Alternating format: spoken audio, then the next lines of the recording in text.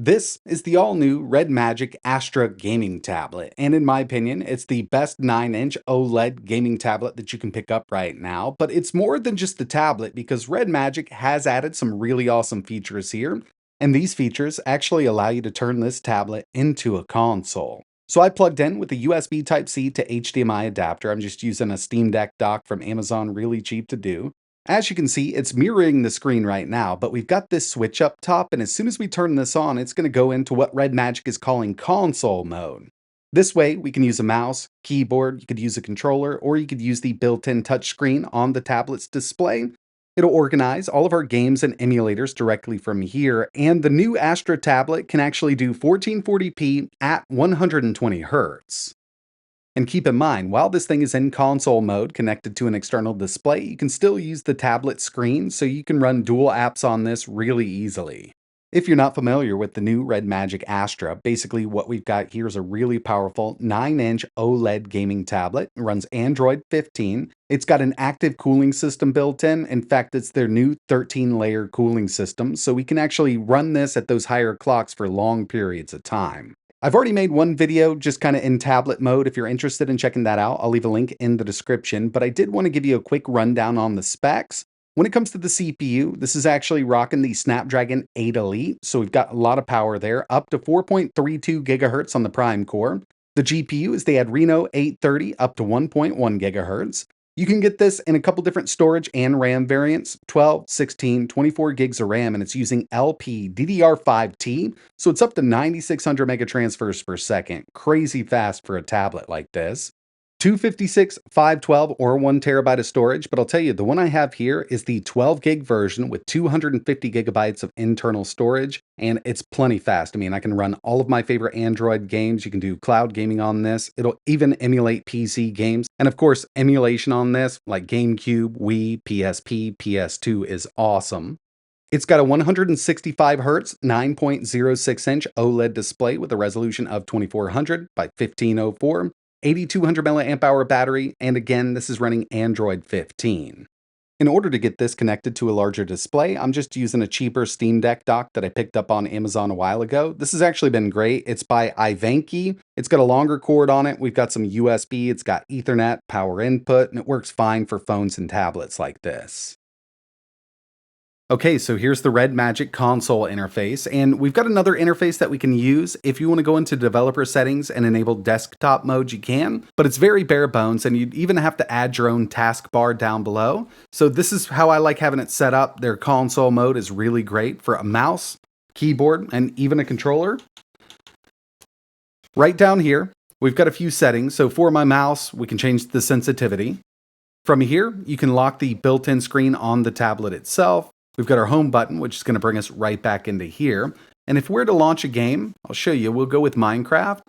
Up top, I do have my FPS counter on screen. And right down here, we've got our performance mode. So we can even go to Diablo mode here, and we won't need it for this.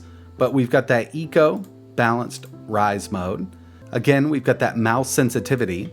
And that's about it. But for something like Minecraft, I mean, you could go to balance mode. Since we're going to be plugged into power, I just leave it on rise mode.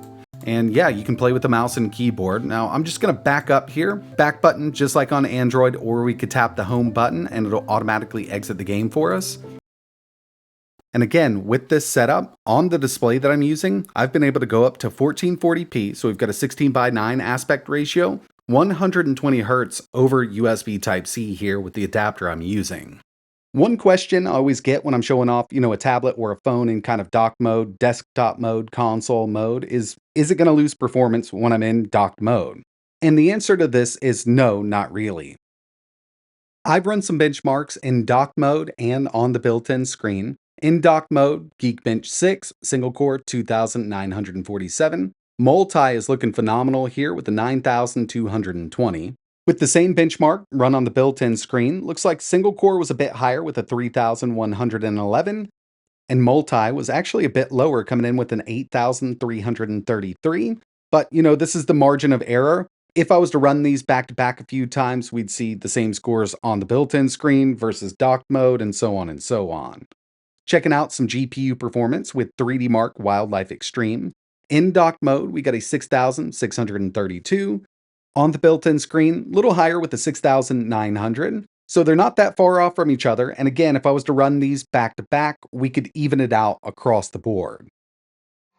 Now it's time to take a look at some gaming, and then we'll move over to some emulation. Since this is an Android tablet, we've got some Android games here.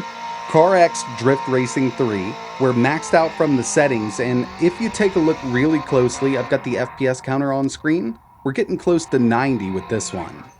Next up, Call of Duty Mobile, highest settings, 60 FPS, and it's a bit odd because I do have this to the maximum FPS, and on the built-in screen, we were able to go up to 120. This Snapdragon 8 Elite is going to run this game maxed out like that, but for some odd reason, I'm having issues with this one going up to 90 or 120. We're right there at 60. Still feels really smooth, and it's a bit odd because I ran into this same issue on the built-in screen with Fortnite, the next game we're going to be testing.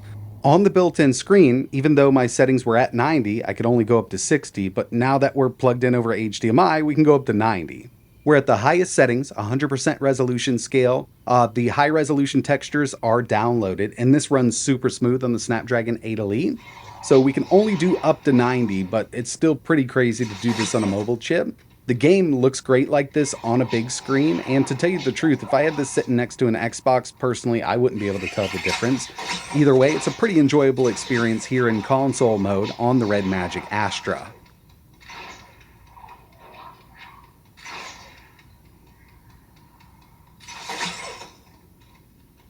There's also a few PC game emulators out there. Something like WinLater or even a modified version of WinLater will allow us to play PC games here. Once we're here, we can actually find our game, and I've got a bunch of games installed here. I do need to go through. We're going to go with Hades 2. But I do have Fallout 4 here and some other games that I've been testing. I will have a video coming up because I've been able to get a lot of stuff running, not using WinLater. I've got WinLater Frost right here, but another application that I really want to show off in a future video.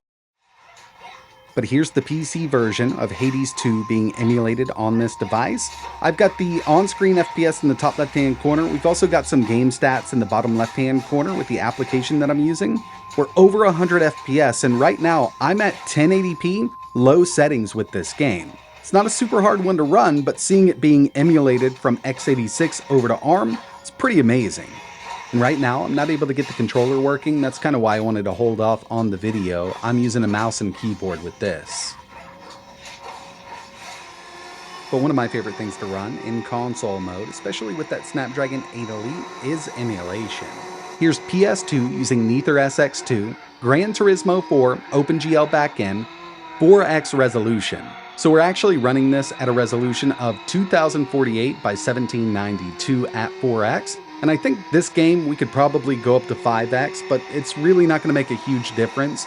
Still, I wanted to show you that it can do this at 4x, and I tested some other games. It's a bit hard to show off a lot of emulation on YouTube nowadays, so I've got a little setup here. And with all of the games listed at 3x resolution, I didn't even try to go up from there because they still look great. Okami at 60, Metal Gear Solid 2 at 60.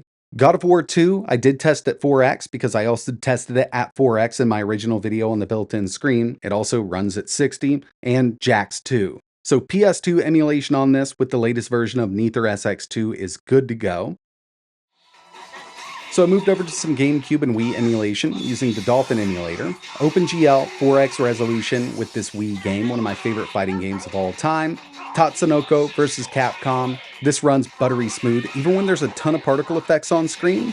So if I pull up one of these super special moves, this can slow down a lower end system on ARM for sure. But if you keep an eye on that FPS, it's just steady at 60. And just like PS2 went through with that Dolphin emulator, and for the most part, a lot of the stuff can go over 4x. So Wind Waker at 5x runs smooth at 60. Rogue Squadron 2 was the only one I had to drop down to 3x. It's just a harder game to emulate. That did 60 at 3x. Resident Evil 4, Soul Calibur 2, Metroid Prime, all ran absolutely amazingly on the Snapdragon 8 Elite in console mode. So overall, with the new Redmagic ASTRA connected to a larger display, I mean, you can have a really nice little gaming setup here for emulation, native Android gaming. I didn't test any cloud gaming, but it's going to work great. We've got AX Wi-Fi here. If you wanted to go with GeForce Now or Xbox Cloud Gaming, you shouldn't have an issue. Plus, if you're using a dock like this, you can connect over Ethernet and get an even better connection.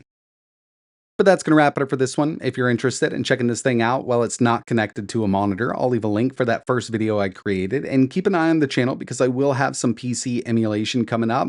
Lots of 3D games that I wanted to test here. It's actually getting a lot better on these 8 Elites. It's not perfect, but there's a lot of PC games that we can emulate on this thing over 60 FPS. If you're interested in learning a little more about the Redmagic ASTRA, I'll leave some links in the description. And like always, thanks for watching.